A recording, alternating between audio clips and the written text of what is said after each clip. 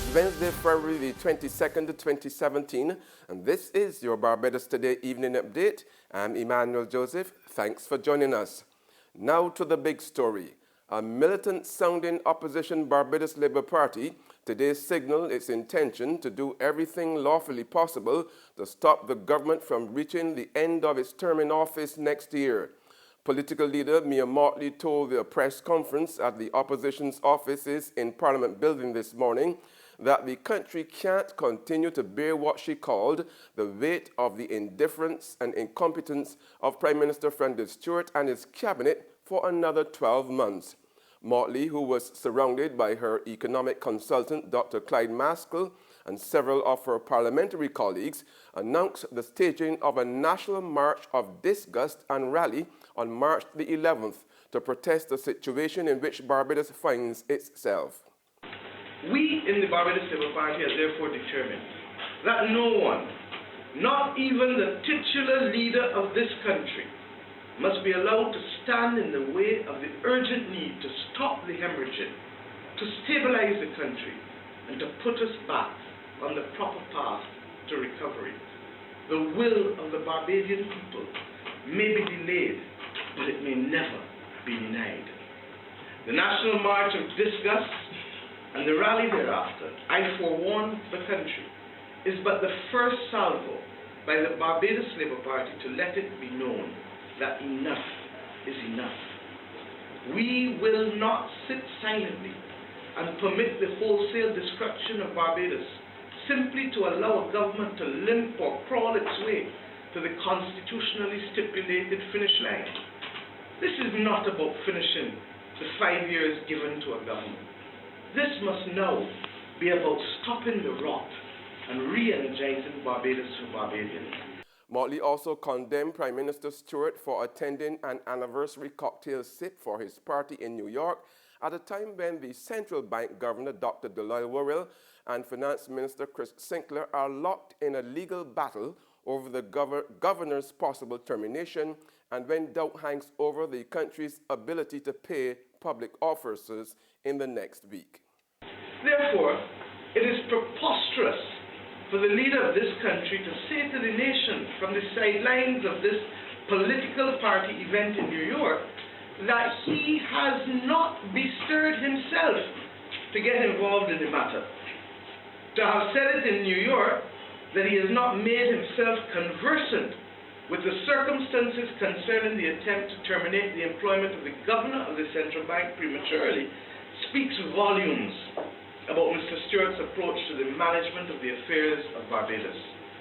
It speaks to a Prime Minister entirely disconnected from and unconcerned with the affairs of state and presiding over a dysfunctional government.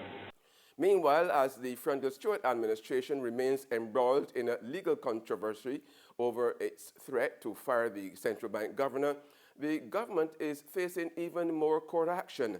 The latest is coming from energy company Rubis, which says it's weighing its options regarding the sale of the Barbados National Terminal Company Limited to the Sol Group of companies. We are prepared to fight the battle with all the elements that the law gives us to fight that battle, because we are fighting for our survival in our future here in the country. And we are prepared to fight as hard as we can that battle. Fight it legally, fight it ethically, fight it with the right arguments, and fight it in the right forms. But this is a huge, huge issue for us. I mean, it threatens the survival and longevity of rubies in the country. And we like to do business in this country. In other news now, a new study has revealed the lowest level of business confidence in the local economy since 2015. The preliminary results, which were presented by Chief Executive Officer of Abelian Consulting Services, Ryan Strawn, on behalf of the Barbados Chamber of Commerce and Industry during its joint breakfast forum with Ernst & Young this morning, showed that confidence had dropped from a high last year. Remains to be seen, but for the first time you're seeing that over here, this is now probably at its lowest since we started looking at this. And so, in a sense, they're less, for the first time, they're at the lowest level, less executives believe now that in their own ability to withstand the current situation as it relates to whether it's the foreign exchange crisis or the government's debt problem, that the private sector's ability now to control your own fate, so to speak, is obviously being dampened by government activity. At that same forum, the Chamber advised the Barbados Revenue Authority to stop dilly-dallying and go after those people who are evading taxes. Highlighting government's need for improving its revenue standing, Senior Vice President of the Chamber, Ed Clark, made it clear that BCCA members and all other private sector enterprises that operate within a legal framework should be made to pay their fair share of taxes. If the government of Barbados thinks people owe them, I encourage the BRA to go out there and collect taxes that are owed. Whether it's land tax, income tax, corporation tax, value-added tax. Go and do it. Stop talking about it and just do it. There's regional and international news after this short break. Get your paper, get your paper. Only $2.25, $2.20. Who? For what? That's the Bear Stale News. I don't read about that on Barbados today since last night. That can't only can't do. $2.20. Who? The Barbados Today, news you can trust. It's the celebration of agriculture, 50 years and beyond. Come and experience this year's AgroFest exhibition at the historic Queen's Park on February 24th to 26th. Don't miss the African Heritage Month celebrations, the AgroFest Special Edition, an impressive display of leather products made from Barbados' black belly sheep, the best of crop over 2016, and much more. AgroFest 2017. Tickets available at all official box offices.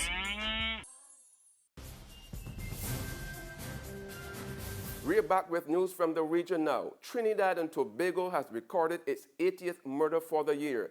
That's 80.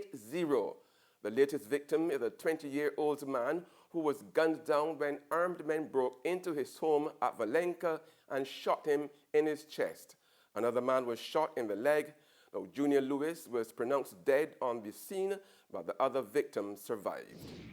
In Guyana, police say they have solved 4 of the 7 murders recorded so far for the year in Division A. They are saying that the other suspects are still on the run.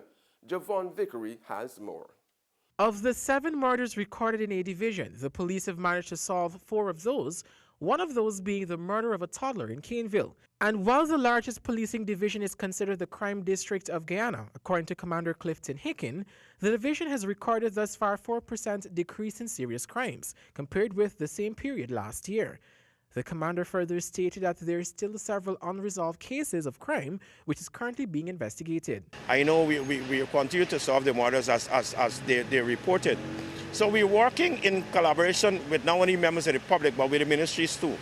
So we can develop capacity, and if there's a need for us to be a go-between the ministry and the police, we will so do that. Among the unsolved murders are the execution of a Robb Street businessman, his relative, and the slaying of a youth in the Rio nightclub. The commander says these remain a top priority for the authorities. And on the global front, a Mexican man has apparently taken his own life just half an hour after being deported from the United States.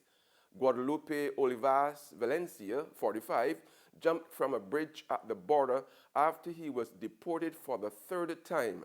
His death came as Trump administration issued new guidelines to widen the net for deporting illegal immigrants from the U.S. President Trump's crackdown on illegal immigration has seen hundreds arrested in raids in recent weeks.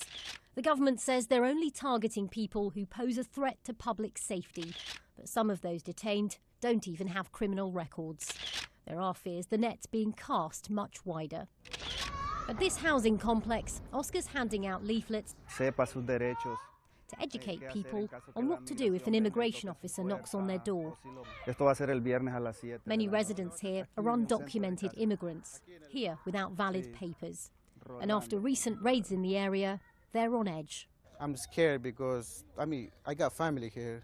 I got my son, I got my brothers, and I got my wife. We came here just for live more better and get food on the table. Buenas tardes. Oscar's job isn't easy. President Trump's pledge to increase deportations has left many frightened. And that's news, but for the very latest, visit our website at www.barbadostoday.bb. Also subscribe to our e-paper, email updates, and like us on Facebook. We are also on Izumi Media in bus terminals, our screenplay at supermarkets and gas stations near you, as well as Channel 99 on Flow TV and Mix 96.9 FM. I'm Emmanuel Joseph. Have a fantastic evening.